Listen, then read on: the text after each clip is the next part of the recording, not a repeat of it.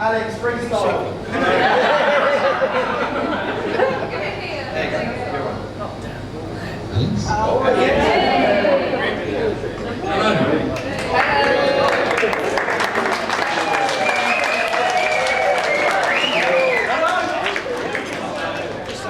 I was asked to be best man for Kelv, you know, I was filled with great admiration and, you know, honour.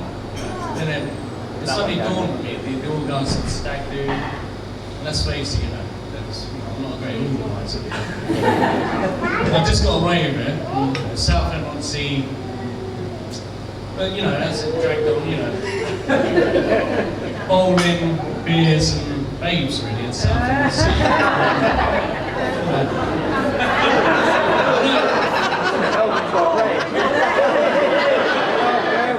I just pulled it together. Very nervous, so bear with me. I've known Kelv for what seems a lifetime, you know, since I was about 5 years old. The stories are endless, and they are endless. Some horror stories, some good stories, and some in between. Where do I start? From as early as I can remember, you know, Kelv used to have a dartboard. You know, just picture this, a dartboard, you know. We didn't throw the darts on the dartboard. Kelv would, you know, we'd go outside. There was fencing on the outside of his house. And we'd go outside and we'd each take it in turns to stand against the fence while each other throws darts at each other. And we did it for a good 10 minutes. And, you know, I was a pretty good shot. Kelv would, you know, stretch out. He'd stretch out and, you know, I'd throw darts. It was all going swimmingly until one day, one of my darts went through Kelv's finger. You know, I can remember this, it's quite a poignant moment, this. So I had to run Kelv in there in the kitchen, you know, to clean the blood off, you know, it's spurting everywhere. Just really go from there. And as we go into our sort of, how can I put it, our mid, you know, we knew each other a few years, so he's motocross. And where do I start, you know? Kelv, in the early days, he was brilliant at motocross, you know, he's absolutely brilliant, you know. He used to go around there in first position all the time. And, you know, but then, after, you know, a few years passed and, you know, he got worse. But Dave was always behind him 100%, you know. I said he got worse, you know. Oh, I've said it, I'm digging myself a hole here. When Kelv used to fall off his motorbike, you know, he used to do a little ritual. And he didn't used to pick himself up. He used to, well, eventually pick the bike up. And then he used to do a little rain dance around the bike. If I do it, I don't know, maybe I can do it, I don't know if I can remember it. He's going like...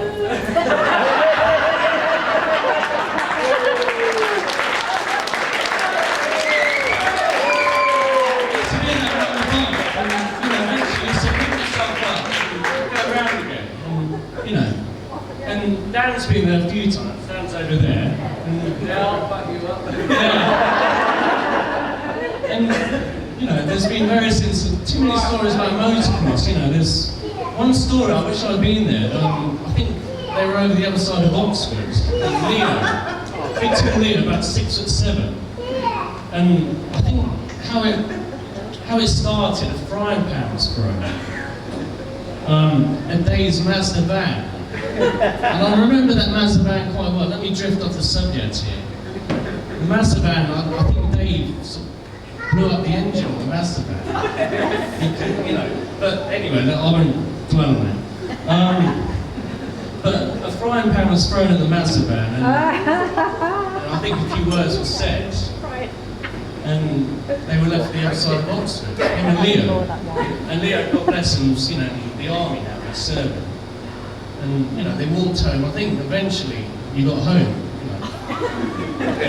And I wish I'd been there, you know, I'd have a long one myself. It would have been funny.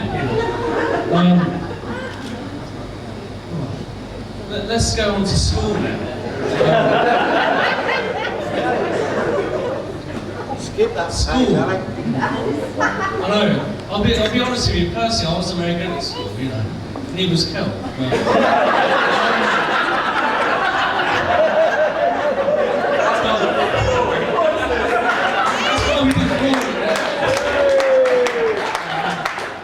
Kel was useless in French. You know, I could get by. You know, except the time I ordered 12 croissants instead of 2. You know. Some people can remember that here on our ski trip. Somewhere, don't I? Somewhere in that. Pop it But around. Kel at school, he used, from what I can remember, he used to wear motocross jackets and Salo jacket. He used to have the zip sleeves on the bottom.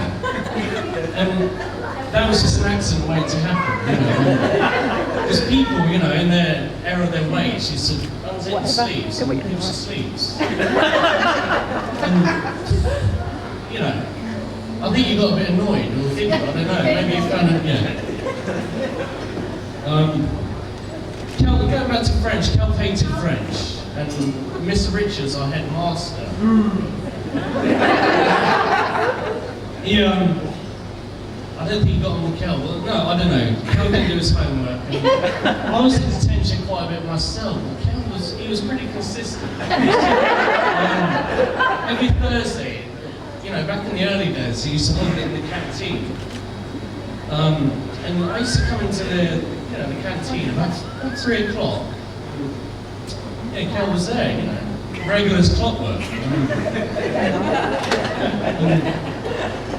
You know, I said, Kel, what are you doing here? And he said, you know, I haven't done my French homework again.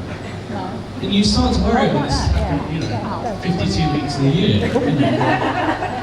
But, I don't know. So I want to say, I'm not talking about cucumbers. Kel's, he's known for his very, I've got to be tactful on this, lavish spending, you know.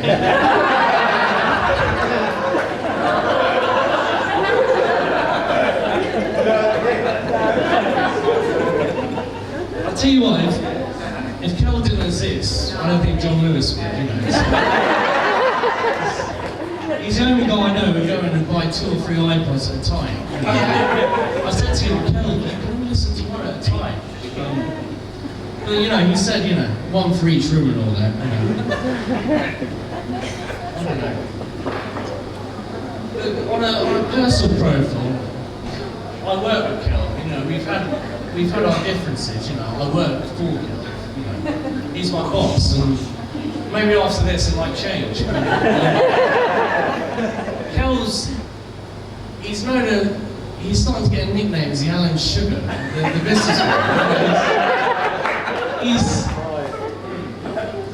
fired a few people in his time. He's fired me twice before.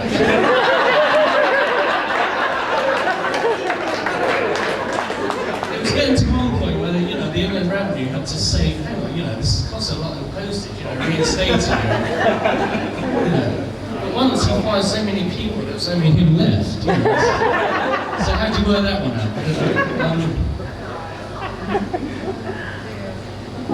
Kel picks me up most mornings. Sometimes I drive to the unit, you know, sometimes he picks me up. His timekeeping. I think he goes fishing in France a lot, so I think he's probably running about an hour ahead.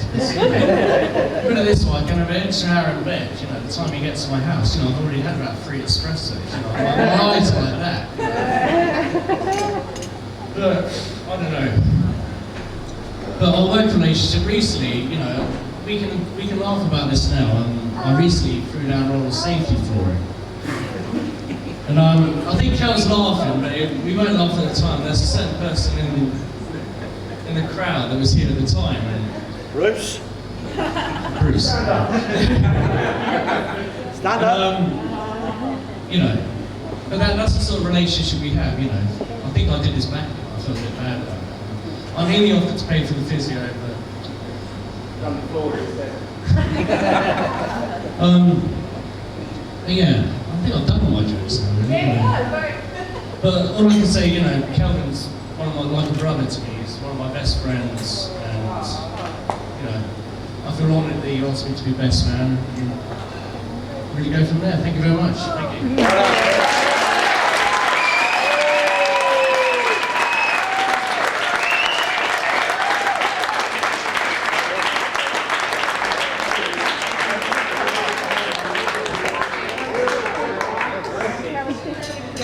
Kelvin,